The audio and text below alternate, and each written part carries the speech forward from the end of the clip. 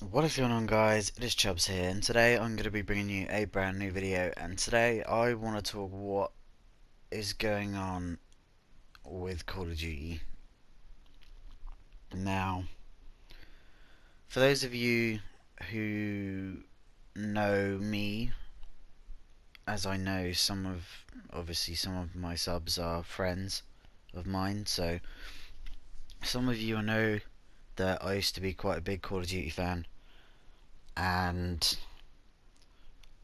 I used to come home from school and my 360 was sat there, and I used to just play Modern Warfare 2 all of the time. When I come home from college, my 360 was still sat there, and I used to play Call of Duty all of the time. But over the past few years, things for me haven't been great with regards to Call of Duty. Now, reason being, excuse me. The reason being is that um, the way either I don't know whether this is the developers or it's Activision, the publisher, but the way Call of Duty has been going about things, about essentially trying to scam, well, not scam. Scam is not really a word you should use, and basically to entice entice their community to go and buy more of their stuff. Now, in Advanced Warfare, they brought out the supply drop system, and they also brought out weapon variants. And I think you kind of know where I'm going with this if you played Advanced Warfare. But the only way you could get those different weapon variants is by getting them through those certain supply drops. Now, the way to earn those supply drops is to either grind the absolute living hell out of Advanced Warfare to hopefully get enough supply drops and get the weapon, or you spend your hard-earned cash buying normal supply drops and advanced supply drops, to hopefully get something good out of it. Now, it didn't matter whether you paid for your supply drops or not paid for your supply drops, you still got an equal amount of chance of getting whatever it is you are trying to get. The thing is, though, with the weapon variant system, for me it didn't turn out so great. It wasn't as good. I believe it wasn't as good as Activision or Sledgehammer thought it was going to be. I mean, yes, you do end up getting all of the weapons eventually, but it just takes too long, or you end up spending money you don't have, because it's essentially gambling. Well, it's as close to gambling as gambling can be without actually being gambling itself. Now, I mean, I believe that anything that is in a supply drop should be cosmetic only. Nothing in a supply drop should be able to change the way a game is played, which is what Advanced Warfare was. It's what Call of Duty is starting to become. I mean, let's take Advanced Warfare as an example. Let's start off where they started off. In Advanced Warfare, I think quite a lot of you would agree with me. Best two guns in the game are the BAL 27 assault rifle and the ASM-1 submachine gun. Now, as we all know, or those of you who have played Advanced Warfare know, that there were specific variants of those weapons. The epic variants. You had the ASM-1 Speakeasy, which had, I think, had a drum mag, and it had like 60 or 70 odd rounds on it, or whatever it was. It was super accurate, low recoil, fast fire rate. I mean, that thing was an absolute tank.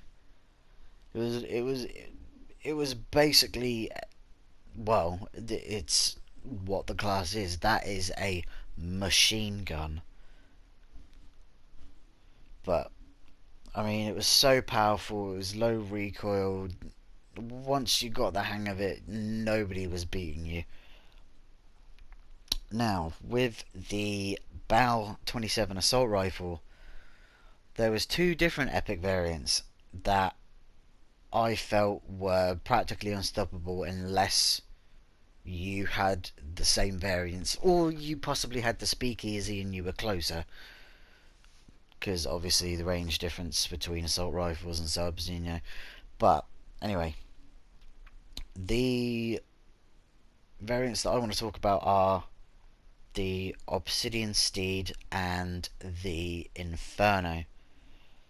Now again, with these sort of variants, they're slightly less recoil. I think one of them was more powerful. I think the Inferno fired faster.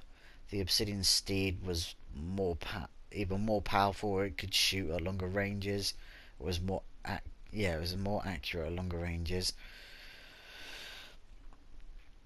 But anyway, those three variants made. I think there was probably one other. I think there was the HBR A3 Insanity. I think it's something like that. You can tell I haven't played the game in ages because I can't remember for the life of me what the weapons are, but it's something along them lines. Yeah, the HBR3 I think it was called, and they had a weapon variant called the Insanity. Now those four weapons, if you were just a normal COD player, if you came up against those weapons, you were basically dead. I mean, you could practically have any other weapon in the game,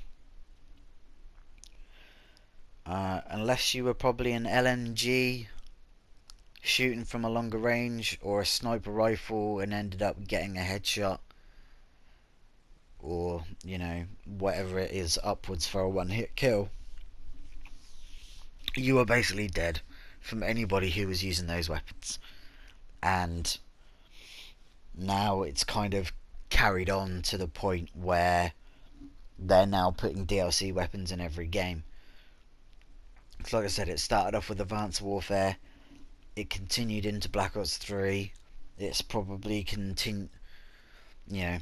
I'm glad they got rid of the well, they kind of got rid of the variant system. Yeah, they sort of renewed it in a way when it comes to Infinite Warfare, because now you get the different variants, but because of instead of it just being better than an original gun, they have certain perks to them, like the MV4 Fallout. Yeah, it's better than the normal MV4, but a perk of that weapon is you can go for a deatomizer strike with it, and only certain guns have that perk, which kind of ruins it for anybody who wanted to do a nuke with every gun challenge, or deatomizer with every gun. But nevertheless, that's the reason why it was put in there. So it gives you an extra little something something to work for, other than, you know, getting lucky and getting it. It's just like, oh, I have, you know, the Bow 27 Obsidian Steed. Now I can kill practically anybody and everybody that comes my way. I mean, yeah, still kind of the same with the... Well, it was kind of the same with the Fallout, because the Fallout's a pretty good weapon. But it's now like, oh, you know, I have to use certain weapons to go for the deatomizer. And, you know, they also have other stuff that makes them better. But it's still a similar sort of system. They've just kind of renewed it and given perks and stuff. But the thing stays the same, where you, as far as I know, you can get these weapons in supply drops. I mean, correct me if I'm wrong, please do, because, you know, I don't want to I don't want to misinform anybody and think, oh, you know, Chubbs, you're just ranting about a bunch of shit. That's not even true. So, but like I say, with the supply drops, I just feel that anything like that should be purely cosmetic only. Excuse me. It should be purely cosmetic only. Nothing's going to change the game, anything like that. Now, when it comes to the DLC, obviously, roughly around this time of year, well, Infinite Warfare and Modern Warfare Remastered came out in November. DLC is due to come out now, or due to come out, or came out, depending on when you're actually watching this video. But, you know, they've decided they were gonna bring out the 4 original DLC maps for Modern Warfare Remastered, which is good. So again, guys, I don't know why I keep yawning. They're bringing out the 4 original DLC maps, which is a good thing. But the bad thing about it is that they want to charge $15 for the DLC. Now, you've gone out and you've bought apparently I can't talk today. You have bought Infinite Warfare. That cost you $60 or £60, or, you know, the equivalent currency of wherever you may live. Then you know, if you decided to get the next edition up, you got Modern Warfare Remastered. That was the $80 mark, or £80 mark. So you bought 2 games for £80, which means you bought Modern Warfare Remastered for £20, which, for me, I believe that's quite a fair price. For the DLC, though, £15. DLC 1, £15. Now imagine you couldn't afford the season pass of £40. So that's 15 for DLC 1, 15 for DLC 2, 15 for DLC 3, 15 for DLC 4. So, adding those together, that makes $60 or £60 or whatever. You know, whatever equivalent.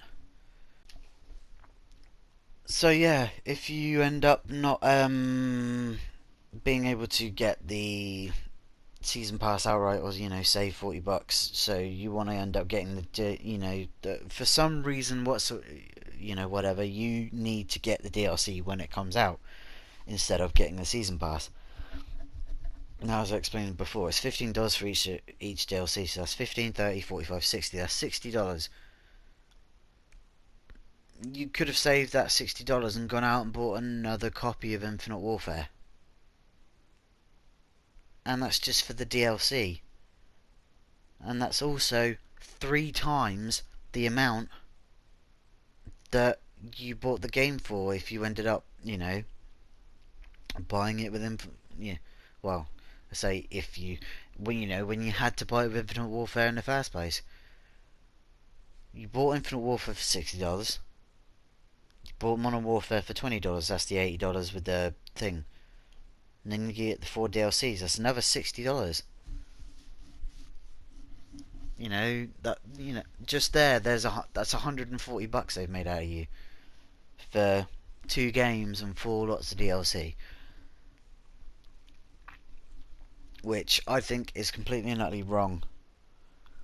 I don't think that video game companies should charge that much for their DLC, especially for a remastered game that is now, a remaster of a game that is 10 years old.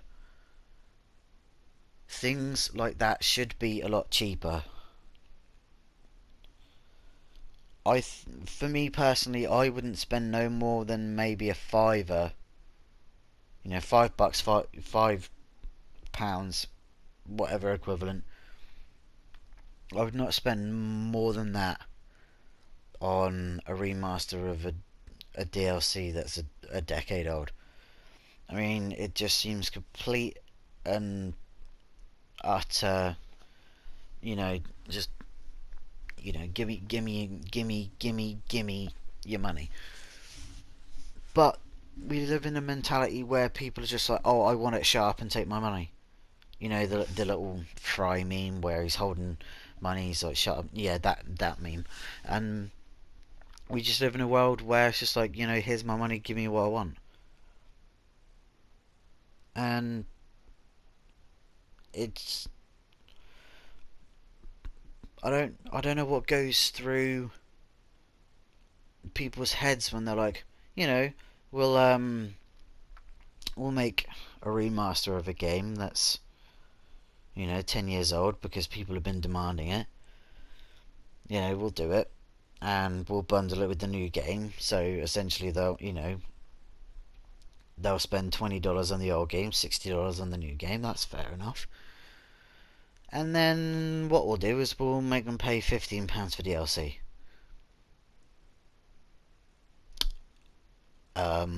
What?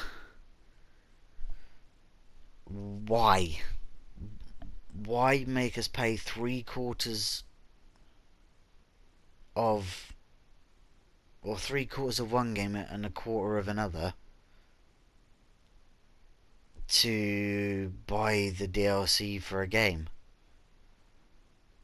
I mean, it just seems really odd how people would go about that. I mean, look at Overwatch. It's created by Blizzard, which Blizzard and Infinity Ward and Treyarch and Sledgehammer are all published by Activision. But yet somehow with Overwatch they have managed to keep supply drops and DLC, well, they've managed to keep DLC free. So how have they managed to do that with Overwatch, with Blizzard, but not managed to do it with Call of Duty?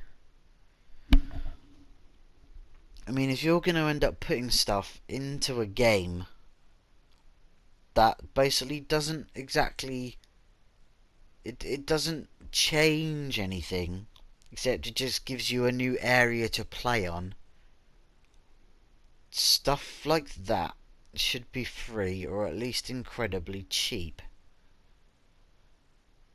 so everyone is still able, to get it. Instead of, oh, here's 4 new maps. That's $15. You know, just no. Personally, I wouldn't spend $15 on DLC. But I would love to hear what you guys say in the comment section below. Would you spend $15 on new Call? Well, I say new, but remastered 10-year-old Call of Duty DLC? Um, I personally wouldn't, and like I said, I want to know what you think. So leave a comment about it down below. If you also like this video, make sure you hit that like button as well, because it really helps me out. And make sure you subscribe to see more of my content, and make sure you hit the bell icon as well. That way you will never miss an upload of mine.